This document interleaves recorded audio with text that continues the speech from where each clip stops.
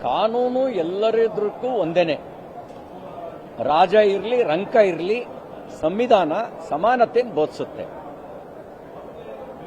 ತಿಮ್ರೋಡಿಯವರ ಬಳಿ ಸಾಕ್ಷ್ಯಾಧಾರಗಳಿದ್ರೆ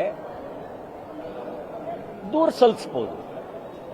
ನ್ಯಾಯಾಲಯಕ್ಕೂ ಕೂಡ ಸಾಕ್ಷ್ಯಾಧಾರಗಳ ಸಮೇತ ನಿರೂಪಿಸಬಹುದು. ಆಧಾರ ಇಲ್ಲದೆ ಮಾತಾಡೋದು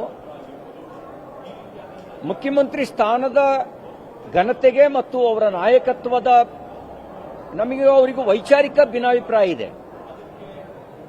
ಹಾಗಂತ ನಾನು ಆಧಾರ ಇಲ್ಲದೆ ಆರೋಪ ಮಾಡಲ್ಲ. ಆಧಾರ ಇಲ್ಲದೆ ಆರೋಪವನ್ನು ಯಾರೂ ಮಾಡಬಾರದು. ಆಧಾರ ಇಲ್ಲದೆ ಆರೋಪ ಮಾಡೋದು, ಪ್ರಚಾರ ಗಿಟ್ಟಿಸ್ಕೊಳ್ಳೋದು, ಆಮೇಲೆ ಹಿಟ್ ಅಂಡ್ ರನ್ ಮಾಡೋದು, ಅದು ಸಾರ್ವಜನಿಕ ಬದುಕಿನಲ್ಲಿರೋರಿಗೆ ಒಂದು ರೀತಿ ಅಗ್ನಿ ಪರೀಕ್ಷೆ ಆಗುತ್ತೆ. ಹಾಗಾಗಬಾರದು.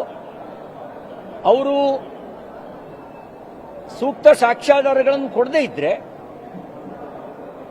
ಅವ್ರ ಮೇಲೆ ಆರೋಪ ಮಾಡಿದವ್ರ ಮೇಲೆ ಕ್ರಮ ತಗೊಳ್ಬೇಕು. ಹಾಗಾದಾಗ ಸುಳ್ಳು ಆರೋಪ ಮಾಡೋದು ನಿಲ್ಲುತ್ತೆ. ಇಲ್ಲಾಂದ್ರೆ ಸುಳ್ಳು ಆರೋಪ ಮಾಡೋದು ಕೆಲವರು ಕಾಯಿಲೆ ಆಗಿರುತ್ತೆ. ತಿಮ್ರೋಡಿಯವರಿಗೆ ಈ ಜ್ಞಾನೋದಯ ಯಾವಾಗಾಯ್ತು?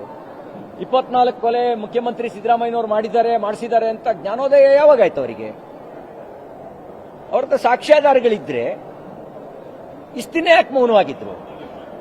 ಏನಾದರೂ ಮ್ಯೂಚುವಲ್ ಅಂಡರ್ಸ್ಟ್ಯಾಂಡಿಂಗ್ ನಲ್ಲಿ ಮೌನವಾಗಿದ್ರ ಅನ್ನುವ ಅನುಮಾನ ಜನರಿಗೆ ಬರುತ್ತೆ.